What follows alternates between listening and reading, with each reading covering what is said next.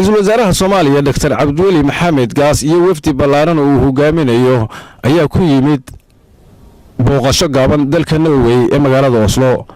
ra-iisul wasaaraha ayaa wafdiga uu hogaaminayo waxaa ka mid ahaa ambassador Nuur Cadde iyo hay'adda dawladda Engineer Irisow. booqashada wafdigan ballaaran ayaa ah mid ay kula kulmayaan hoggaanka dalka Norway madax ka tirsan oo ay kala hadli doonaan arrimaha siyaasadda dalka Soomaaliya iyo sidii loogu soo heli lahaa nabad guud ahaan dalka Soomaaliya.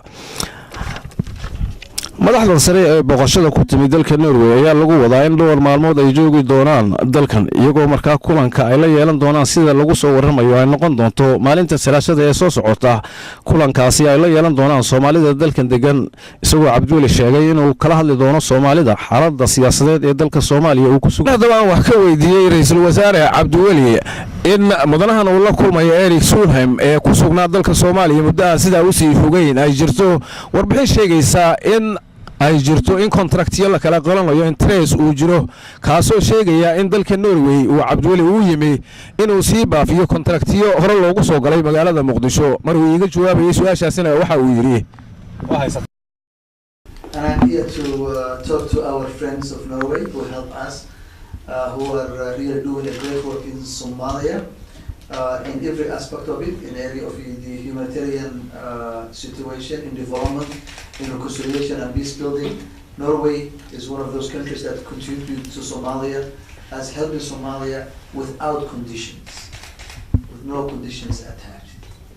And I'm not here to sign any private contract or any contract for that matter. I don't know what the contract they are talking about. What can you tell about the gas or benzene when you get Somalians? Can you say anything about that? Hopefully, if there is oil or gas in Somalia, we will be able in the future, when we get peace and stability, to extract our mineral resources and our natural resources. And if Norway help us in the future in that regard, like any other country, then we welcome. But I'm not here to sign any oil contracts or oil deals. I'm very glad you're bringing up this because I heard this rumor within the Somali community here and abroad. So let me just say that this is completely false. I've been involved in peace process in other parts of the world, in Sri Lanka, in Sudan, in Nepal, and whenever there is a peace process, there are conspiracy theories, always.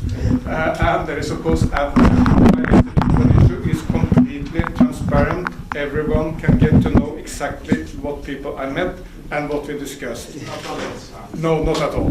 And frankly, at the moment, I doubt that a lot of oil companies are very eager to join into Somalia because of the political and violence problems there. So first, Somalia must be stabilized under Somali leadership. Then future Somali government can get into contracts with whatever oil company they may take an interest. waxaan kale wax ka weydiiyay ra-iisul wasaare Cabdiweli bal arrimaha Somaliland oo iyadu u taagneyd muddo 20 sanadood inay gooni isu taag ay samayso kana soo qayb gashay shirkii Soomaalida loo qabtay magaalada London 23kii bishan ee sanadka 2012 waxaana uu yiri isagoo ka hadlayay arrimahaasi Somaliland jiritaankeeda iyo inay ka wada hadli doonaan arrimaha mustaqbalka Soomaaliya. Somaliland is part of Somalia. First of all, we have a policy. That policy is the unity and the territorial integrity of Somalia is a sacrosanct. However, we cannot bring Somaliland back to Somalia or back to by force. Nobody can do that. So the only option that we have is to have a dialogue with them. We have to having a dialogue with Somaliland, and we're very glad that they came to this conference. We haven't met formally, but we have met informally in the hallways because we are Somalis, and I myself, I have relatives in Somaliland. My cousins are in Somaliland. My nephews are in Somaliland. So we have to have a dialogue, peace. And dialogue with them. What do you believe in independence? Let me finish. We have to show Somaliland that Somaliland will be better off being part of Somalia than being separate from us. You know, as I always say, a government is a social contract. You know, and you cannot enforce that contract by using force. They have to see, Somaliland has to see its interest in being part of United Somalia. And we have to make sure that they see that.